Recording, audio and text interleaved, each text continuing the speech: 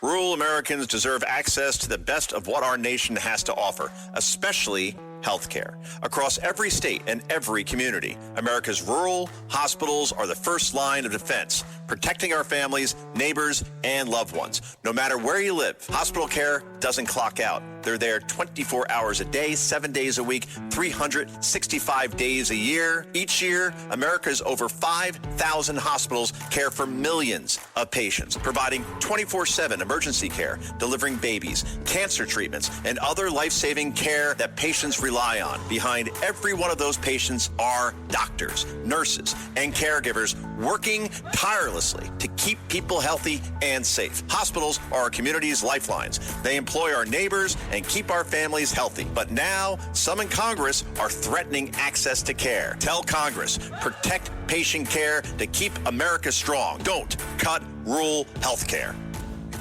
Welcome back to Full Court Press with Sean Spicer. Good Sunday morning. Well, to break a lot of this down in the legal world, I am excited to be joined by Theo Wold. He is the former Assistant Attorney General and now the Director of the Administrative State Project. How perfectly timed that is, at the Claremont Institute Center for the American Way of Life. Theo, good to see you. Thanks for joining us this Sunday morning. Thanks for having me, Sean. It's good to be with you.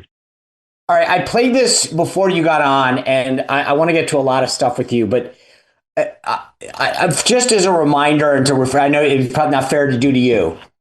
There's this issue in Virginia. An illegal alien has been arrested over 30 times. 30 times. And the Fairfax prosecutor has let that individual off 30 times. Well, he upped his game. Unfortunately, stabbed a woman at a bus stop. Okay. And now, literally the police in Fairfax, as I played this, I won't play it all again, but I'll play part of this so that you get the benefit of hearing this. The Fairfax, Virginia police, I think, intentionally set a trap to make sure that that they let the Fairfax County prosecutor know what they knew. Let me play it for you. Go. I have an update in the Stephanie Minter case. That is the Virginia mother who was murdered at a Fairfax County bus stop, allegedly by an illegal immigrant named Abdul Jallo. I heard that police warned the Fairfax County prosecutor, who dropped numerous charges against this man in the past, that he, if he was allowed to be back out into the community, could do something like this. So I submitted a Freedom of Information Act request seeking the communication between the police department and the prosecutor's office, Fairfax County Commonwealth's Attorney Steve Descano's office. And I just received the results of that FOIA back. And what I have here is an email from a police major in Fairfax County dated November 15th to the Fairfax County Commonwealth's Attorney's office. I'll read some of it to you. It says, I want to bring Mr. Jallo's release to your attention because Mr. Jallo is one of the repeat and violent offenders we discussed when we met. I wanted to get your background on why he is out so soon and ask if his prior suspended sentence of, I believe, 5 years was pursued by your office. It goes on to say, and pay attention to this, unfortunately, based on the station's numerous dealings with him, it is not a question of if, but rather when he will maliciously wound, or worse, again. My role of keeping the public safe prompts me to follow up on his status. So this email between the police department and Theo, the police are saying, hey, we know what's going to happen. Abigail Spanberger, the governor here in Virginia, is basically saying, well, gosh, the feds need to do their job. But the Fairfax folks are like, hey, it's a state charge, not a federal charge. You were the assistant attorney general. I mean, she's being misleading with what's going on here? Yeah, 100%, Sean. And just to start with the top line point for your listeners, Stephanie Minter, the victim of the assault here, the woman who was murdered, she was a mom and she was at a bus stop on her way to work. She wasn't in a drug zone. She wasn't engaged in criminal activity herself, just a law-abiding citizen going about her business and attacked by this naturalized alien, Abdul Jallo. And the other part about Jallo's past, which you got at there from reporting from Fairfax police, but he has a history of violent criminal conduct. This wasn't a guy who stole a Snickers bar from a convenience store. This is a guy who had been credibly charged with rape, sexual assault, multiple stabbings in his past, 30 total offenses, and was released. And I think the point here with Governor Spanberger, they want to make this about ICE. A number of Democrat state senators in Virginia have said, well, this has to do with ICE and ICE's failure. No, you're exactly right. This is a straight state crime. These were all state crimes in his past. And really what you're looking at here, Sean, is this is the fulfillment of the Democrat vision of public life going forward. You got a radical Soros-backed DA in this area. You have a refusal to work with ICE and immigration authorities. You have a total jailbreak view of criminal justice system, which is there's no offense that's too heinous to keep someone behind bars. And now you have a total denial of accountability from everyone who should be caring about this woman and now her orphan children. Theo, I mean, look, I'm not a lawyer. I watch a lot of Law and Order. Am I missing something here? I mean, is there something where it's like, sometimes I say this with respect to politics to people, like the obvious, it seems obvious what to do, but there's something that prevents that. Is there something that I'm missing legally that he can't just be deported?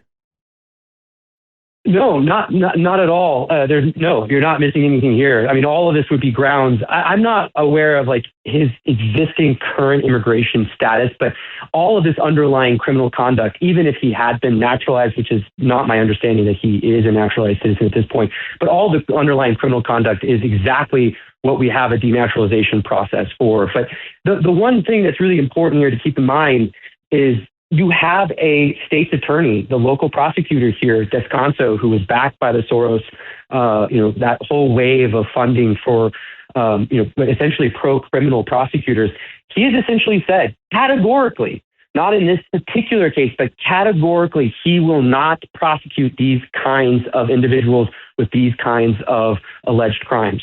So it's on his website. He literally doesn't hide it. It's on his website. He says, hey, immigration status, not a problem. Like, I want to keep, quote, families together.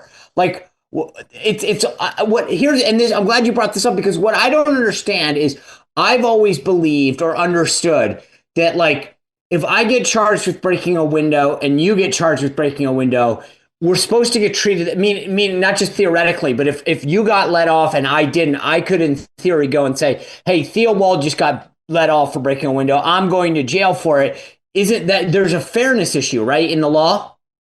Oh, totally. And there's a fairness issue. And, Democrats love to lecture us about the rule of law, but a bedrock principle of the law in our country, going all the way back to the founders' experience under the British Crown, was the arbitrary enforcement of the law, that one person is sanctioned and punished and another is not. And one of the things that the founders believed really strongly was that you could not have categorical dispensation under law, meaning just because of your race or your immigration status or your wealth, that group of people could not just be said, hey, we're just not going to prosecute you. But that's exactly the Democrat view of criminal justice now, which is if you belong to this group, no matter what you do, we're not going to prosecute you. And that's just, it's so violative of the legal norms we have, but also it's just so destructive. You see the consequences here. An innocent American mom waiting for the bus to go to work was murdered by this guy who should have never, number one, never been in our country to begin with, but number two, should have been behind bars a long time ago. Rural Americans deserve access to the best our nation has to offer, especially when it comes to health care. Across every state and every community, America's rural hospitals are the first line of defense, protecting our families, neighbors, and loved ones. No matter where you live, hospital care doesn't clock out. They're there 24 hours a day, 7 days a week, 365 days a year. Each year, America's over 5,000 hospitals care for millions of patients, providing 24/7 emergency care, delivering babies, cancer treatments, and other life-saving care that patients rely on. Behind every one of those patients are doctors, nurses, and caregivers working tirelessly to keep people healthy and safe. Hospitals are our community's lifelines. They employ our neighbors and keep our families' health. But now, some in Congress are threatening access to care. Tell Congress, protect patient care to keep America strong. Don't cut rural health care. TaxAct filing software and live tax experts can help small businesses easily knock out their taxes. Actually, Our experts can help you find deductions and credits for any sized business. Itty-bitty businesses, medium-sized, really big, mid-sized, small businesses, companies with 0 employees, and mom-and-pop conglomerates. Yep, our tax experts can help all of them. Tax Act. Let's get them over with. I just can't. For her family, for Stephanie Minter's family, someone murders, like, just anyone, right? I mean this like another human being murders a loved one, and you go, all right, well, we want justice, and someone goes, no, we're going to go out of the way to help them because they're an immigrant. It's like the opposite. The thing that I find so funny, and maybe I'm taking this way out of context, but I look what happened to President Trump. They literally made up charges to go after him, right? Like the Alvin Bragg stuff. It was a misdemeanor. They made it into a felony. They didn't tell the jury that they actually found him guilty of a particular crime. And then in this case, it's like the guy literally breaks all law, and they're like, no, we're going to let him off. I mean, in one case, they go after somebody weaponizing the law. And the other one, they let people off. It's to me, I can't believe it doesn't get more attention. I think that really is the main takeaway, Sean, that so few people have heard about this story. So there's been so little national press. I mean, outside of Fox and a couple of conservative outlets, no one's really talking about this story. And the facts here are so egregious. It's not, again, this isn't a story about a guy who stole a candy bar from a convenience store or, cheated on his homework. This is a guy with a documented history of violent crime who then attacked an innocent American on their way to work and murdered her in cold blood and broad daylight. And really, there's no consequences for this kind of conduct. And as you said at the outset, the governor's view has been somehow ... this is ICE's fault. And this is, and Sean, the big takeaway down the road is this is how Americans start to lose, if they haven't already, lose confidence in their institutions. Depending on what color skin I am, where I was born, I'm going to get a certain kind of treatment before the law. And that's what, that's the takeaway from what Trump went through. It's a takeaway that a lot of people are seeing as they acquit, some of these guys who attacked ICE agents in Los Angeles. Well, the jury was just like, I wasn't going to prosecute him. I wasn't going to vote to convict because he was the same color as me. That's never happened in our legal system. And the fact that it's happening now is incredibly destructive. But to your point, Theo, this is insane. The Democratic Party loves to lecture everyone about the racism and the what is their buzzword? I mean, equality, justice, fair. I mean, they've got all these buzzwords for everything about, Yes, they do. Okay. Yeah. And here we are going the opposite way, which is first it was, we have this period in our history of our country where the color of your skin determined your outcome. We said we can never let that happen again. We must, learn our lessons and move on. And now we're going the complete opposite way, which is if you're in this country, if you've actually been a criminal, if you've broken the law, now you're going to get more rights than someone who's been law abiding. I go back to Stephanie Minter's family. I'm like, you've got to be like, I can't imagine how apoplectic they have to be saying that we lost our mom, getting stabbed in cold blood at a bus stop where you would think I'm just standing on a street corner. It's like, it gives me like thoughts of that young Ukrainian on the train in Charlotte where it was just sitting there. Someone walked up to you, kills you. And then the answer is, oh, well, like it's insane. I want to get Theo, though. I don't, because we're never going to figure out why Democrats do this. So I want to touch on one other big subject that the Republicans kind of touched on this week, and then I think maybe have taken their foot off the gas, and this whole issue of Biden's autopen, and it's back in the news. And then there's a question about whether DOJ shelved the inquiry. Can you just walk me through? Like, I'll give you my law and order legal understanding, and then tell me where I'm wrong. My understanding is that the pardon authority is like sacrosanct. If the president says I did it, it is what it is. And that unless we got Biden on tape saying I never knew that I actually gave anyone a pardon, like it's hard to prove that they weren't done with the authority of the president. Like, I guess the question is, how do we prove that they weren't done correctly? And how would we challenge them? But are we smart to back off from this, or is this we're just missing the legal angle? No, I mean, your JD in Dick Wolf's programming is working out, Sean, because you're exactly right on the legal question here. Okay. This was always going to be extremely difficult to prosecute after the fact, especially when there are no witnesses. There's no witnesses willing to flip and say the autopen was used without the president's knowledge. Does it matter? Does it matter if it was signed or? I mean, my understanding, again, this goes back to my Law and Order Dick Wolf understanding. Like, the law doesn't say it has to be autopenned or wet signed. It just has to say the president has the authority. I mean, I guess that's where I'm wondering if we're barking up the wrong tree. Like, we keep talking about whether the autopen is used. Does it matter? No, you're exactly right. And when you and I testified before the U.S. Senate Judiciary Committee on this, I think both you and I separately made this point, which is the autopen is just a tool. It's a tool of convenience. The question is whether or not the president knew the autopen was being used. That's the issue. So, I mean, this White House or the Reagan White House or whoever can use the autopen to sign documents. The question is the president aware that it's being used with his authority? As you said, the pardon power is sacrosanct under the Constitution. It belongs to one person, not his chief advisors, not the Attorney General of the United States. The president alone gets the pardon. And the issue all along was, did Biden have the mental competency to actually authorize the use of the autopen? And I think that's where you say barking up the wrong tree, Sean. That was always my issue with the way the autopen story was presented by members of Congress or conservative media. Was the real issue here was about Biden's mental fitness. Was he actually competent at this time or not? Not whether or not the autopen was used. Yeah, and when you and I testified, one of the things that the Senate Judiciary Committee, we were both there to testify about what we can do basically to prevent this from happening again. Because the idea was the press didn't do their job, the White House, the Biden cabinet, et cetera, covered up. I mean, what do you think we need to do? Because what do we do about a future president who is like Weekend at Bernie's? Yeah, that's exactly right. And it's not inconceivable after what we saw, just over the last 5 years with President Biden.